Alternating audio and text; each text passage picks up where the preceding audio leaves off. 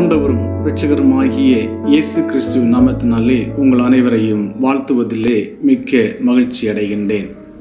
இந்த நாளிலும் ஒரு ஆழமான சத்தியத்தோடு உங்கள் முன் வந்திருக்கின்றேன். திருமறையிலே யோவான் 5ஆம் அதிகாரத்தின் துவக்க பகுதியிலே 38 வருடம் வியாதிப்பட்ட ஒரு மனிதனை விடுதலையாக்கின சம்பவம் எழுதப்பட்டிருக்கின்றது. இந்த சம்பவத்தில் இயேசு அவனை எப்படி விடுதலையாக்கினார் என்றோ, இயேசுவின் அதிசயத்தையோ வல்லமை பற்றியோ நான் பேசவில்லை. அதற்கு மாறாக இந்த பகுதியை நான் படித்த பொழுது எனக்குள் ஆழமாய் ஒரு தாக்கத்தை, ஒரு ஆதங்கத்தை ஏற்படுத்திய ஒரு வரியைத்தான் இந்த பகுதியிலே நான் பேச விரும்புகின்றேன். இந்த யோவான் 5ஆம் அதிகாரத்திலே 6ஆம் வசனத்திலே இயேசு கிறிஸ்து இந்த வியாதிப்பட்டிருந்த மனிதனை பார்த்து கேட்கின்றார், நீ சொஸ்தமாக வேண்டும் என்று விரும்புகின்றாயா என்று கேட்கின்றார். அதற்கு அவன் என்ன சொல்லியிருக்க வேண்டும்? ஆம் ஆண்டவரே, 38 வருடமாய் பாடுபட்டு கொண்டிருக்கின்றேன். எனக்கு எப்பொழுது விடுதலை கிடைக்கும் என்று ஒவ்வொரு நாளும் நான் காத்து கொண்டிருக்கின்றேன். எப்படியாவது எனக்கு விடுதலை தாரும் என்று அவன் கேட்டிருக்க வேண்டும்.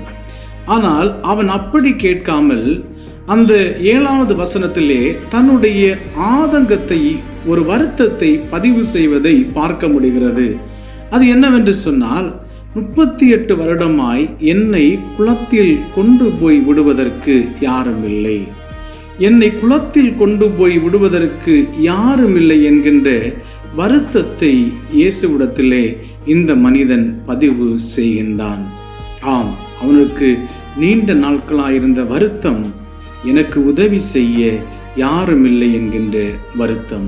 அன்புக்குரியவர்களே, அன்று பெதஸ்தா குளத்தின் அருகிலே யாரும் இல்லை என்று ஒலித்த உரல் அன்றோடு நின்று விடவில்லை, இன்றைக்கும் ஒலித்து கொண்டே இருக்கிறது.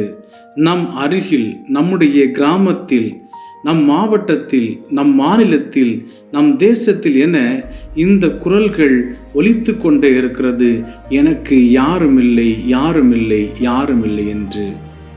இந்த குரலுக்கு நீங்கள் என்ன விடை கொடுக்க இருக்கின்றீர்கள்? இறை அழைப்பு என்று சொன்னால் என்ன? ஒரு தூதன் தோன்றி உங்களுக்கு கொடுக்கின்ற அழைப்போ, சொப்பனத்தில் வருகின்ற ஒரு அழைப்போ அல்ல.